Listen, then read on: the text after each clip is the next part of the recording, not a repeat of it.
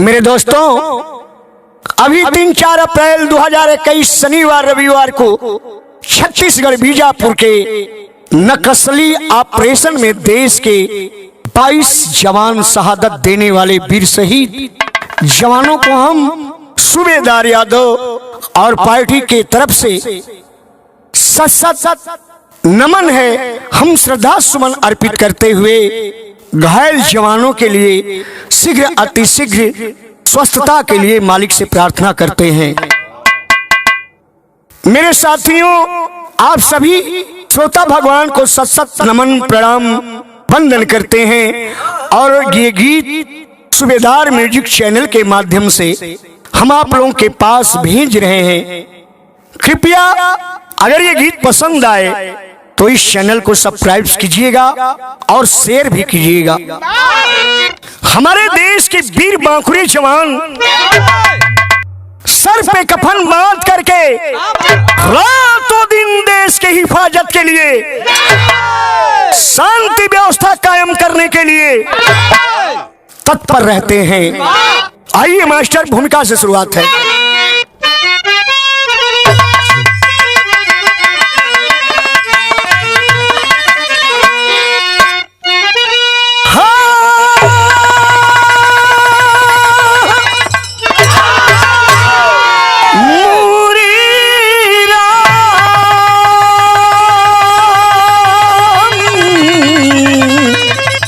संवरिया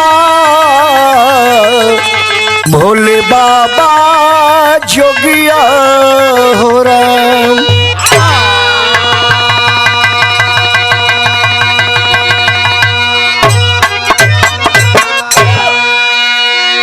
करते सत नमन उन जवानों को हम, जाग कर जो हमें चैन की नींद देते,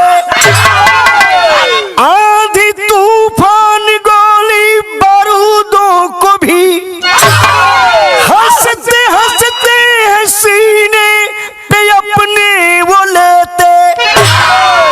हमको प्राणों से प्यारा है अपना वतन, कतरे कतरे लहू से इसे सींच देंगे, आंख कोई भी अहले वतन पे उठे, डाल कर अंगुली हम उसे खींच लेंगे।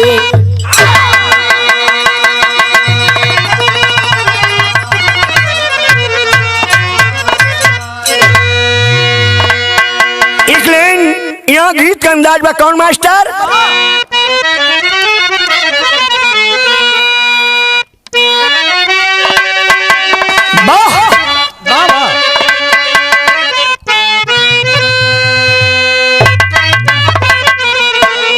अरे हर कर्म अपना करेंगे,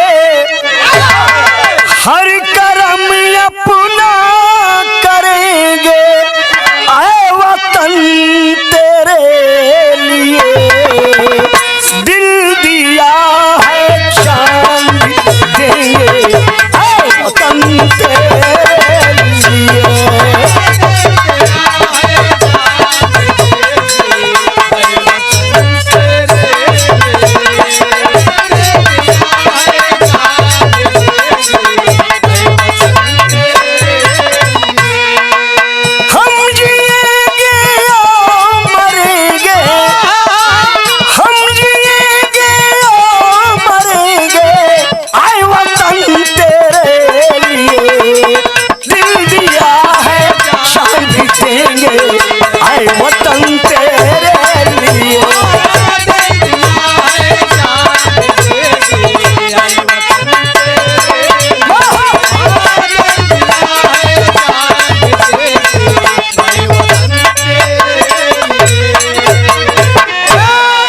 छत्तीसगढ़ बीजापुर के नक्सलवाद ऑपरेशन में जो हमारे जवान ऑपरेशन के तहत गए हैं, यही आवाज, यही संदेश, यही दिलो दिमाग में भावना लेकर के गए हैं कि देश के सम्मान खातिर, अरे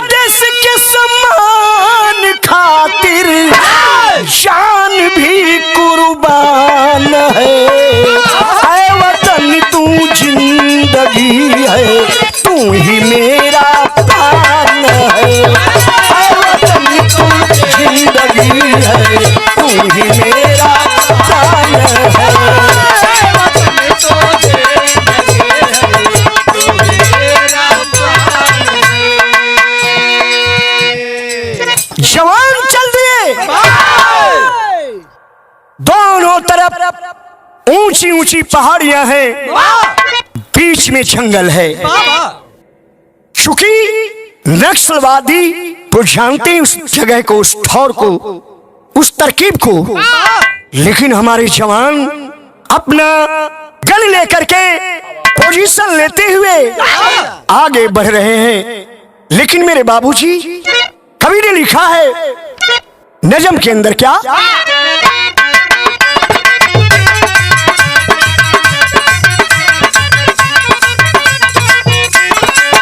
दुखद जिगर है आज देश के हालातों से, दुखद जिगर है आज देश के हालातों से, खेली अनोखा आज हो रहा जज्बातों से।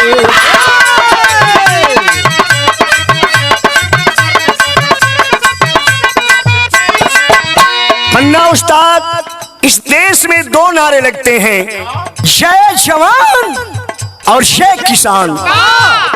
किसान की हालात क्या है और देश के जवान की हालात क्या है। देश का अन्नदाता देश में पिटाता है, देश का अन्नदाता देश में पिटाता है, उसी का बेटा गोली सरहद ऊपर खाता है।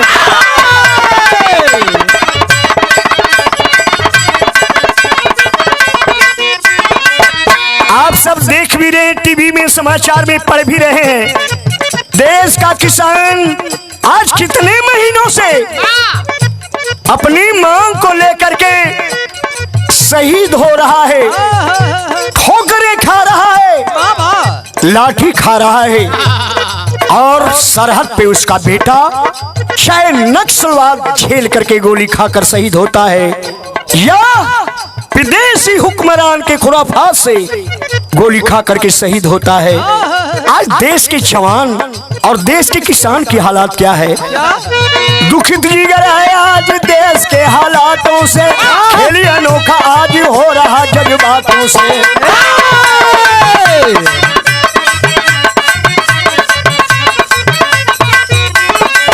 देश का अन्नदाता देश में पिटाता है, उसी का बेटा गोली सरहद ऊपर खाता है।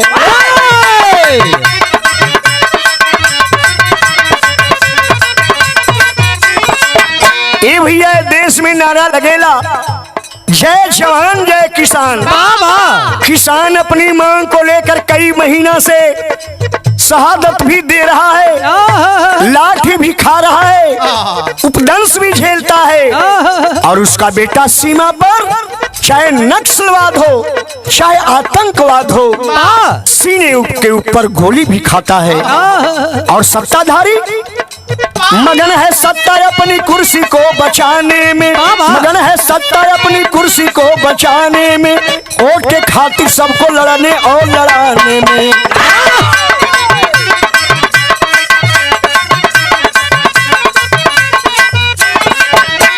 इनका नारा जय जवान जय किसान का कभी याद आवेला पन्ना भैया, याद आता है खाली नारा बस चुनाव में, याद आता है खाली नारा बस चुनाव में, भरेगा मरहम कौन बीजापुर के घावों में।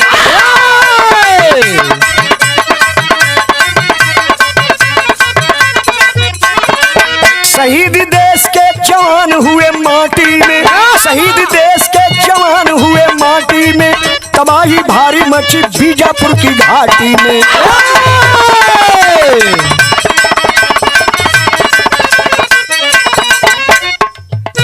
आज हमारे देश की स्थिति क्या हो गई है मेरे बाबू। सत्ता पक्ष केवल अपनी गद्दी बचाने के फिराक में है। एक तरफ देश का अन्नदाता और एक तरफ उसका बेटा सीमा पे जवान, क्या स्थिति झेल रहा है।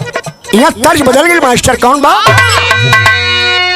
कौनो बिरहीन अपन बीरा व्यथा सखी से सुनावत थिया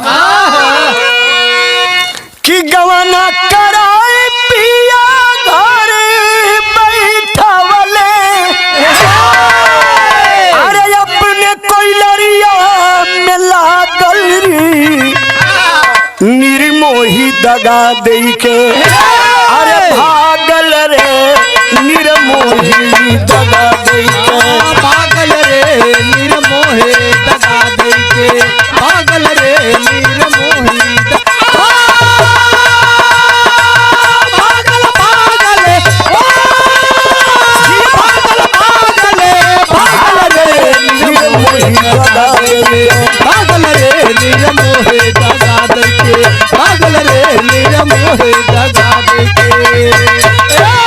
कवि जी भाव लिखा तुमन कि अंधेरा नगरी के चौपट बराजा अरे हलिया है फिर से जूटल बा चौकीदार मोरा कहवा अरे चौकीदार मोरा कहवा ए भैया सूतल बा चौकीदार कहवा मोरा सोतल बा चौकीदार मोर कहवा सोतल बा चौकीदार मोर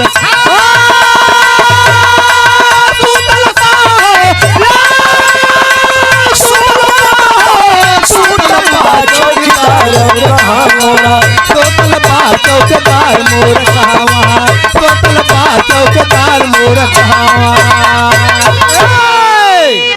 कुछ दिन पहले आप लोग सुनत लो बा कि देश का चौकीदार चोर है, तो उसका जवाब मिलता था कि देश का चौकीदार जगह है। चौकीदार के जगने रहने पर क्या मजाल किसी की हिम्मत घर में चोरी कर सकता है। लेकिन आज कवि की लेखनी पूछ रही है कि देश के हालात पे वो चौकीदार सोया है या जगह है। सत्ता के प्यारी बस खाली कुर्सी सत्ता के प्यारे बस खाली कुर्सी सत्ता के प्यारे बस खाली कुर्सी अब ही बितला पुलवामा के बरसी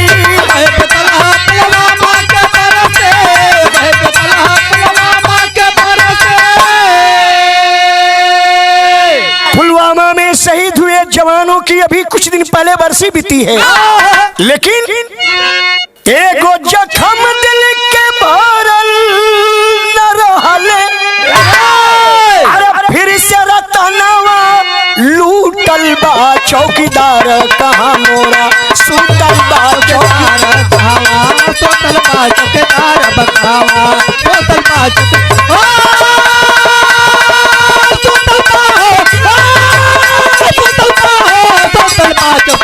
बखावा सोतल बा चौकीदार बखावा सोतल बा चौकीदार बखावा। देश के मजदूर, देश का किसान, देश का जवान पूछ रहा है। तर्ज बदल गई भैया कि सीमा पे शहीद होला रोज मर जवानवा हो। अरे है अच्छे दिन के शासनवा ये बाबूजी देशवा में परेशान देश का किसान बाने। अरे सीमा पर देश के जवानवा ये बाबूजी 3-4 अप्रैल शनिवार रविवार के दिन छत्तीसगढ़ बीजापुर में नक्सलवादी ऑपरेशन में 22 जवान वीर देश के शहीदी भइले। अरे सब ही के बारी से नया नवाए बाबूजी अयोध्या जिला के राजकुमार रहले आगवा के बाटे सतनवाए बाबूजी। उसी ऑपरेशन में अयोध्या जहां भगवान राम अवतार लिए थे उसी अयोध्या का रहने वाला राजकुमार यादव सीआरपीएफ का जवान भी शहीद हुआ। कवि जी लिखते हैं कि 3-4 अप्रैल को 3 अप्रैल शनिवार को तो ऑपरेशन शुरू हुआ था, लेकिन 17 जवानों की लाशें जो है 4 अप्रैल को मिली। उसी में अयोध्या का राजकुमार यादव की भी लाश मिली। आइए पिछले पैराग्राफ में चलते हैं, कैसे भर्ती हुआ था राजकुमार यादव, किस बाप माँ का वो औलाद था।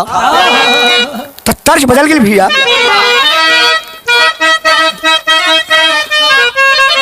गीत का लाइन हुए बा कबो कबो पुरान गीत भी सिरका के दवाई का काम कर दिले। तनी सब पर्दा लगी मास्टर। गीत हुए बा कि लगली बाजारी आया गमपुर हो हीरा रतन बिका।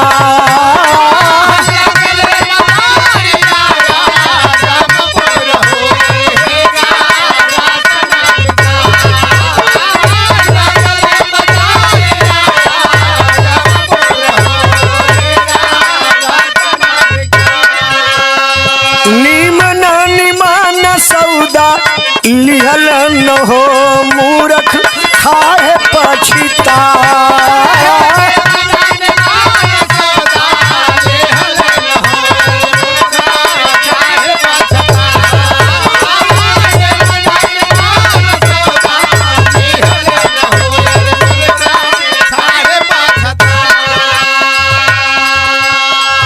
इसी छत्तीसगढ़ बीजापुर ऑपरेशन के तहत राजकुमार की शहादत सामने आई तो उनके बैकग्राउंड में जाना पड़ा।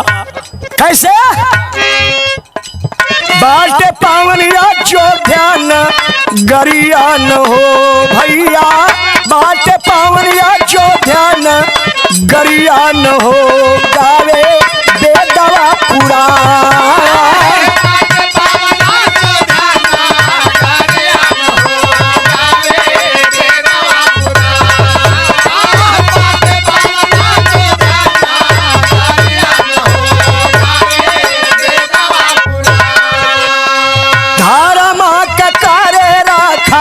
वरियानु हो जहवा आइल भगवान।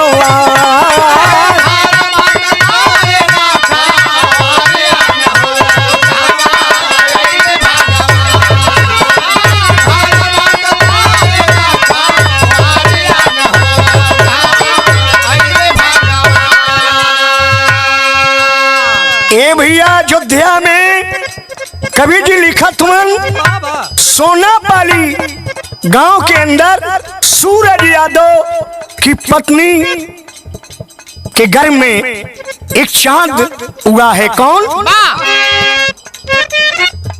बाबू सूरज यादव जी के जगमग बखरिया।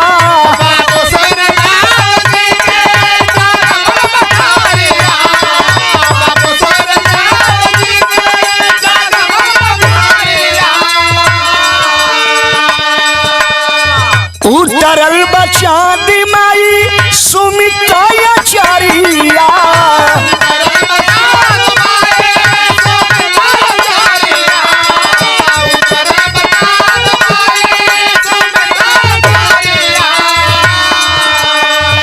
खुशियाँ मनावे खरिया न हो भैया, खुशियाँ मनावे खरिया न हो जहवा आइल भगवान।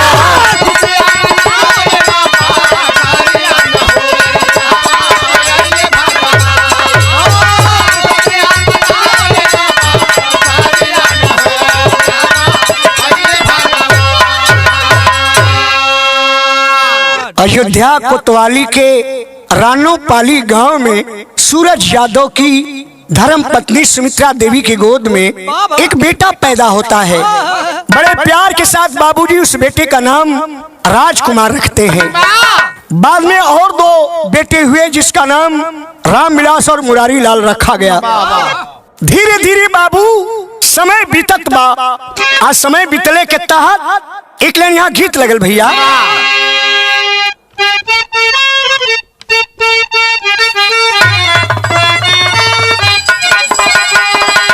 उहे लड़कवा राजकुमार धीरे धीरे इंटर पास कैलस तो देश का सेवा करे के जज्बा दिल में हलचल मचावे लगल।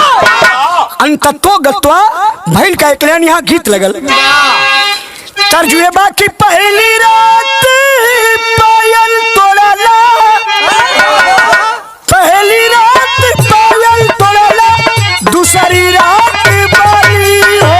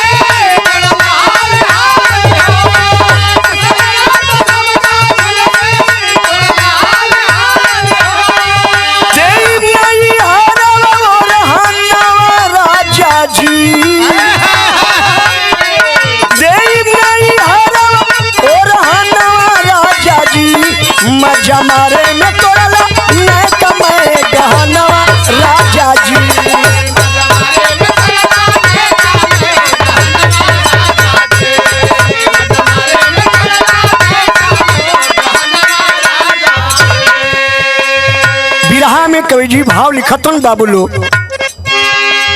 4 अक्टूबर पंचानवे के दिना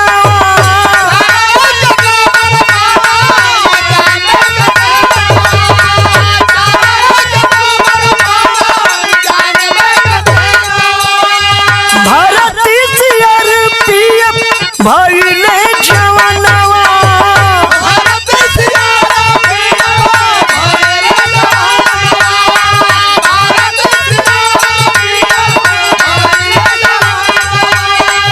पूजल बाटे मनवा के सपनवा बाबूजी, पूजल बाटे मनवा के सपनवा बाबूजी। देश सेवा में लागल राजकुमार के मनवा बाबूजी।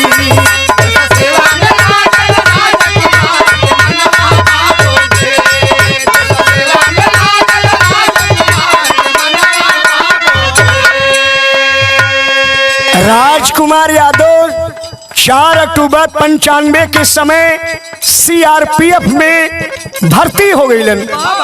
जब भर्ती हो गईलन तो तिलकहरू दुआर न खाचे लगलन। बाबूजी बड़ा कोताही काटत हवन, लेकिन तिलकहरू माने वाला कहाँ। आजकल जवन लड़का फेल हो जाता ओकरो बाबू बुलेट मांगत हो दहेज में। औता सीआरपीएफ के जवान हो गई था। नकरत नकरत लाइन पर गाड़ी आई गई। कवि जी लिखा तुमन ज्ञान मतिया दो संग बंधले बंधना।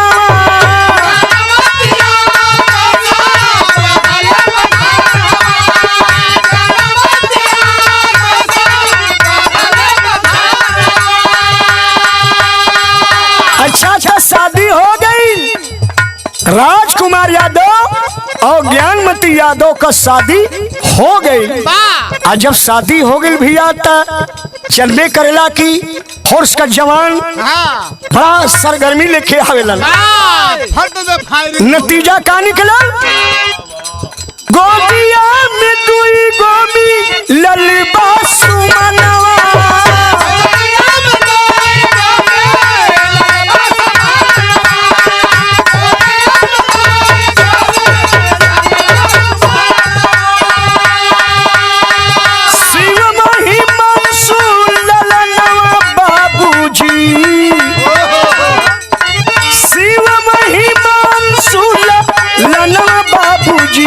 जगमग खुशिया में घरावा आंगनवा बाबूजी।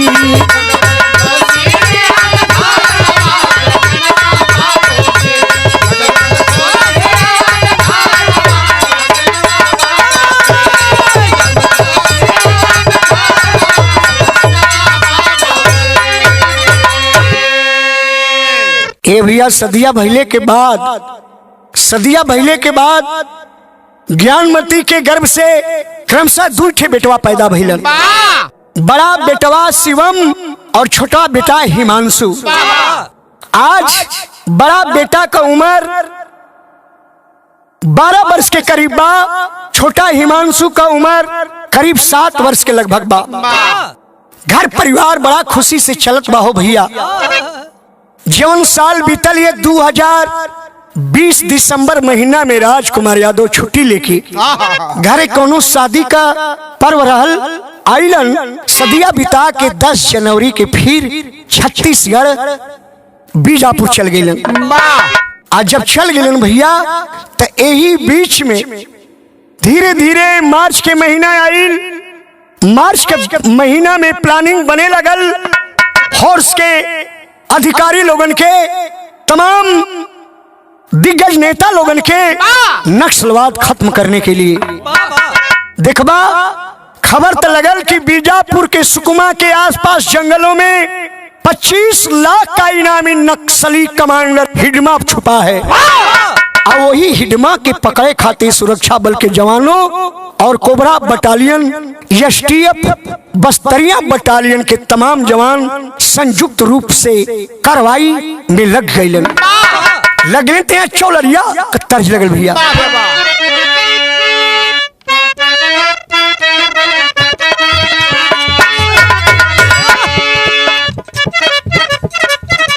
तगर रामा तो गरजे शेरा दिलावर बागी मारा गाना हो जवानवा सर पे बांधे कफनवा मारा गाना हो जवानवा।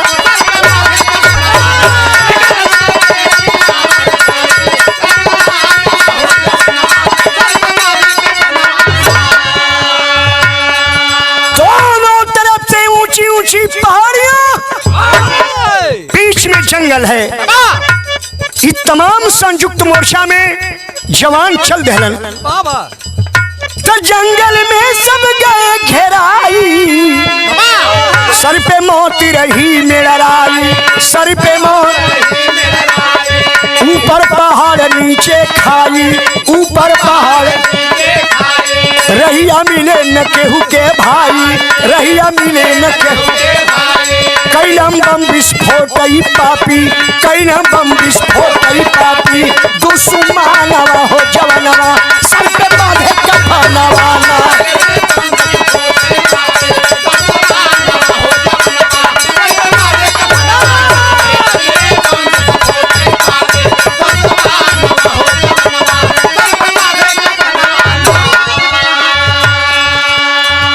चार 400 से अधिक नक्सली जवाने के ऊपर तीन तरफ से घेर करके मशीन गन से गोली व देसी रॉकेट लॉन्चर LMG व IED का विस्फोट करने लगे। किडमा के बटालियन पहाड़ से जवानों के ऊपर फायरिंग मशीन गन से कर रही है। पता तो चला मेरे जवान हिम्मत नहीं हारे, जब तक उनके गन में गोलियां रही हिम्मत से मुकाबला करते रहे। 22 जवान शहीद हो गए बाबू, 30 जवान घायल भी हो गए, 15 से ज्यादा नक्सलवादी मारे भी गए। लेकिन जो नक्सलवादी मारे गए उनको लेकर के नक्सलवादी के जवान भाग गए। 2 दर्जन से अधिक ज्यादा हमारे जवानों के अत्याधुनिक हथियार भी लेकर के भाग गए। तब यहाँ बिरहा की शैली में लिखल गई, अरे शहीद मेला घाटी में लगल, ए भैया शहीद मेला घाटी में लगल, छत्तीसगढ़ में खेला वीर मौत से खेला, अरे हो खेला।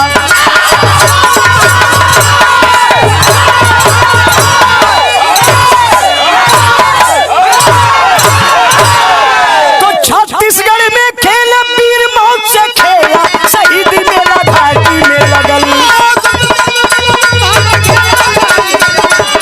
छत्तीसगढ़ में खेला वीर मौत से खेला, शहीद मेला घाटी में लगल। छिपके पहाड़ ऊपर से बम गोली बरसा में बेईमान, कोई उपाय सूझत नहीं राह से, राले सब भारी अनजान। आगे बढ़ते जाते फिर भी लिए हथेली ऊपर जान, भारी गोलाबारी में तब शहीद भइले 22 जवान। लहू से धरती लाल हो गईली, लहू से धरती लाल हो गईली, ऊपर रोवेला आसमान। मिली खबर जब देश के अंदर, शोक में डूबल हिंदुस्तान। वही ऑपरेशन में कई गोली लगी बा राजकुमार यादव अयोध्या वाले के सामने। 4 नक्सलवादी दिखाई दे रहे, हिम्मत करके एक काम कर गया, तर्ज लगल भैया, तर्ज लगल कि हम गवा नवा नहीं जा, नहीं पीता लगल हीराना, नहीं पीता लगल हीराना, हम गवा नवा नहीं जा।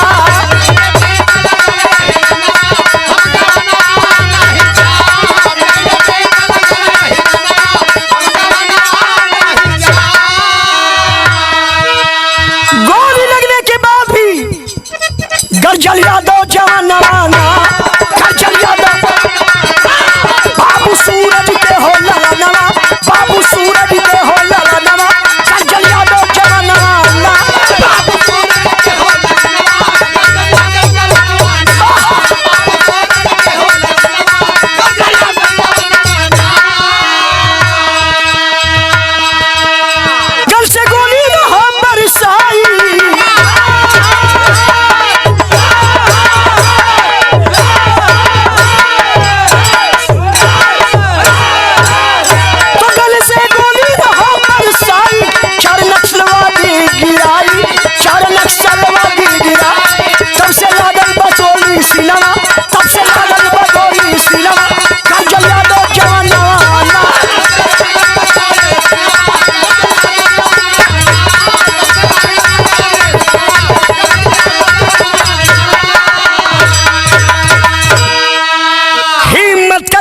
किशनगंज से सामने जो दिख रहे थे 4 नक्सलवादी, गोलियों से भून दिया। तब तक दूसरी ओर से सीने में कई गोलियां एक साथ लगी। गिरा है जवान और वंदे मातरम कहते हुए अपनी मातृभूमि के लिए शहीद हो जाता है।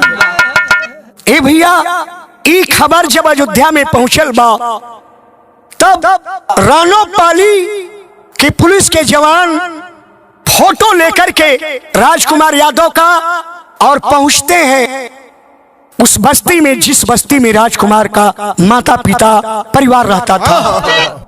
कई लोगों को फोटो दिखलाए, कहीं भैया आगे बढ़ जा। संजोग से एक औरत मिली है।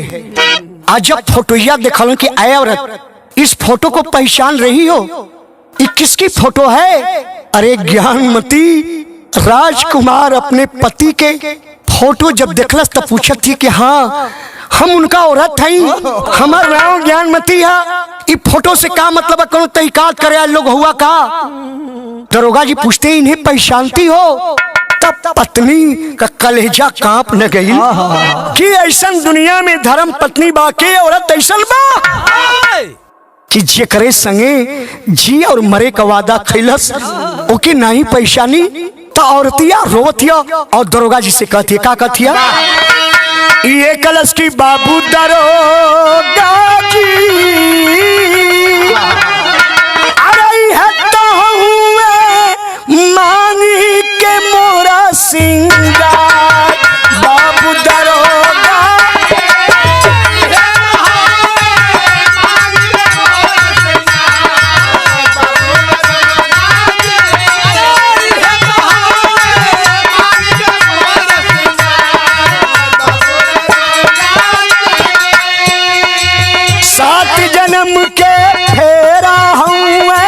सात जन्म के साथी हूँ, कैसे भला भुलाई ये रामा, कैसे भला भुलाई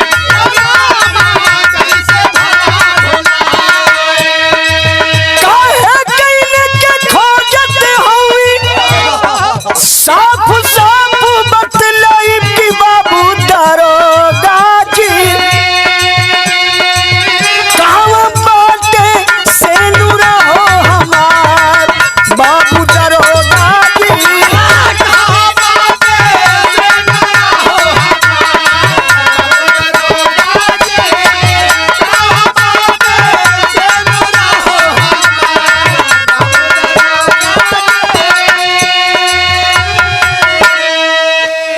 ये भैया राजकुमार का पत्नी के बतिया सुन के दरोगा जी तक कठुआ गए।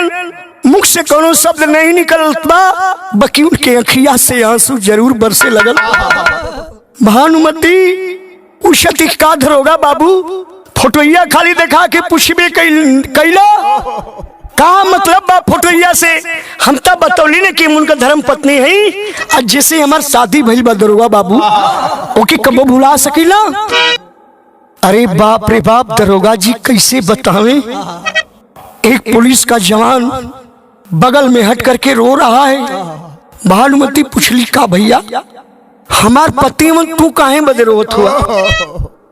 तब बर्दाश्त ना भइल कलश की हाँ आपके पति जरूर हैं, लेकिन आपके पति अमर हो गए इस दुनिया में। तब तर्ज बदल गई भैया, रोवत है।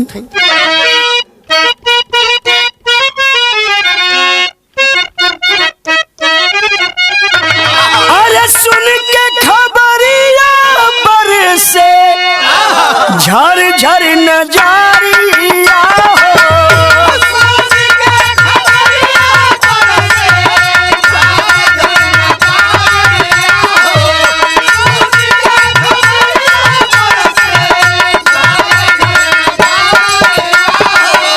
आधा जल में डूबल जीवन नेवरिया हमारी हो।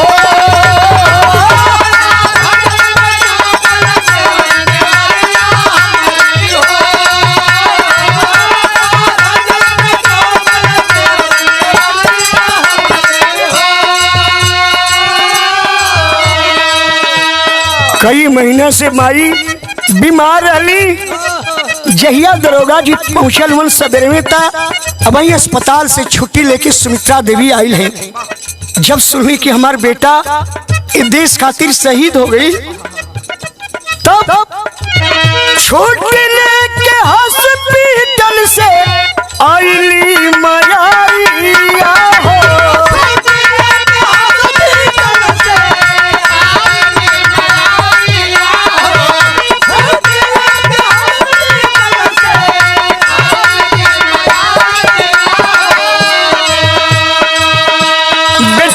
शहादत के बाद सुनी तो रोवे लगली, आंख बरसत बा। बुढ़ाई के विधना मोरी कमरिया टूटल हो।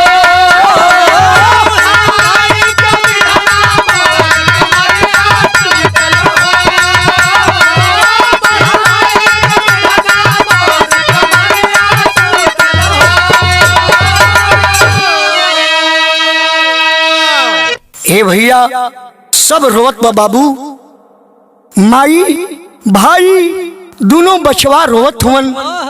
लेकिन तवले तब बाबू 5 अप्रैल के शाम के एयरपोर्ट से बनारस ताबूत में तिरंगा से लपेट के लाश आई। वहां से बाई सड़क के द्वारा जब अयोध्या पहुंचल बा हो, एक जैसे रामनवमी का मेला में अयोध्या वासी सारा झूमेलन नाचे लगावेलन। आज एक तरफ गम बा, एक तरफ खुशी बा कि हमरे अयोध्या का लाल देश के हिफाजत के काम आई। कभी जी पापट में लिखत हूँ भैया, अरे 5 अप्रैल के घर पे आईली लसिया लसिया बरसेले, आगम में डूबले अयोध्या पूर्वसिया लसिया बरसेले।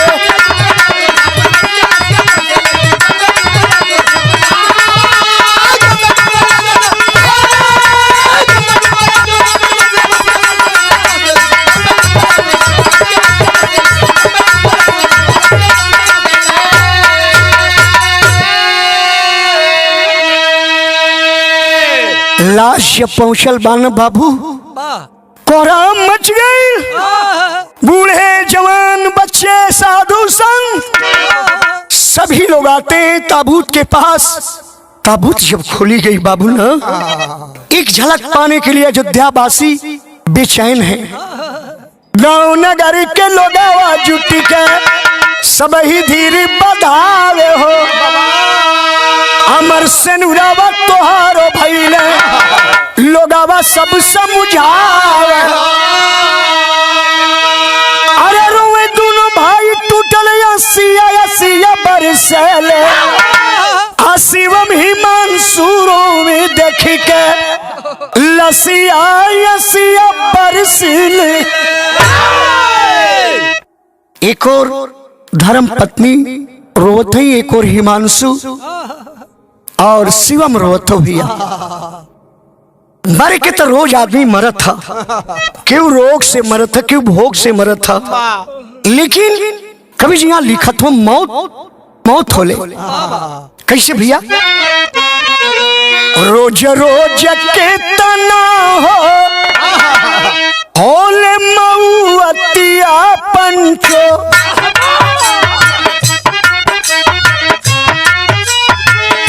दुनिया में केहू नहीं जान मोर भाई, जहिया शहीद वीर सीमा पे होले पंचो। दुनिया में जाल हो बड़िया छपा अली अयोध्या राजकू मारवाली लसिया जहिया। सैनिक सम्मान भई सिरवा झुका, यूपी के सीएम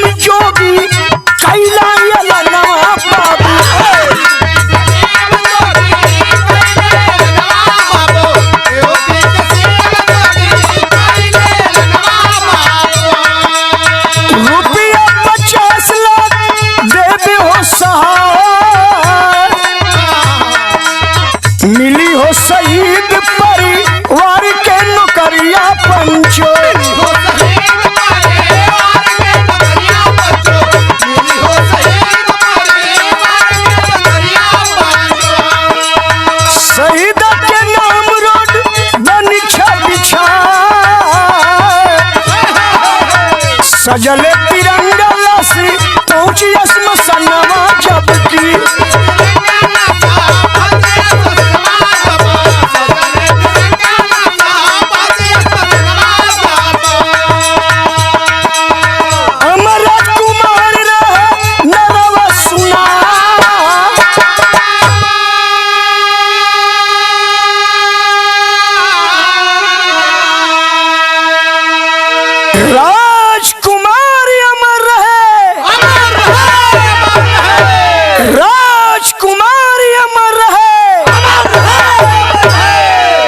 शहीद राजकुमार अमर रहे के नारे गगनांगण में गुंजयमान होने लगा।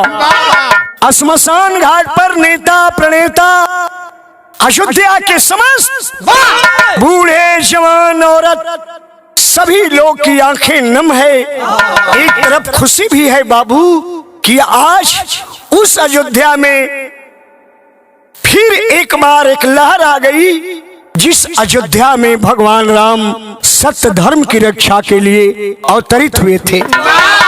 उसी सत्य धर्म की रक्षा के लिए अयोध्या का लाल राजकुमार यादव शहादत दिया है। तब कवि जी लिखा तो आखिरी लाइन में,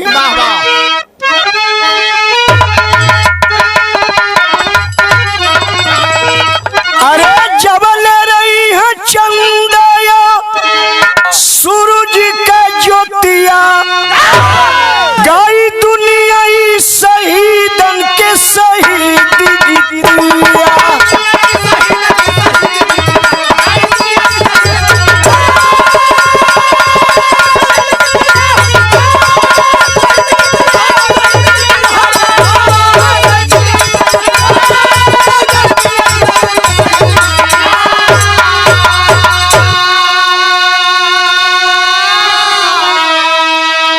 आंखों में आंसू लेकर के शहीद राजकुमार का बेटा करता क्या है कि दिहल शिवम लाल पिता के अग्नि दनवा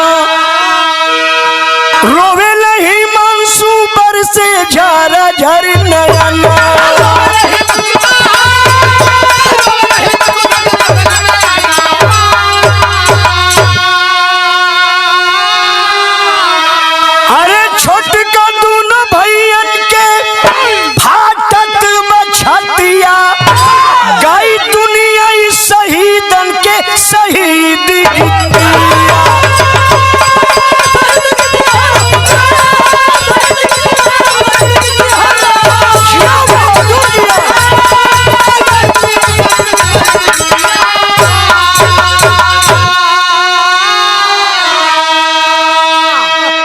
देश का अन्नदाता अपनी पसीने और मेहनत से देश के हर नागरिक का पेट अन्न से भरता है।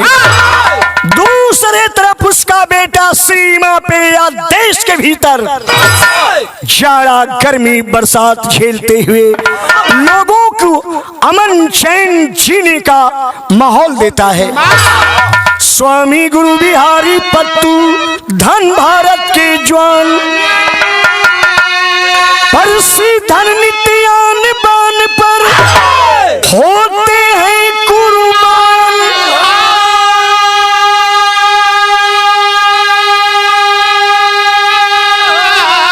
ए भैया शहीदी में घाटी में लगल विजयी सूबेदार से ना दुश्मन अभियाती शहीदी में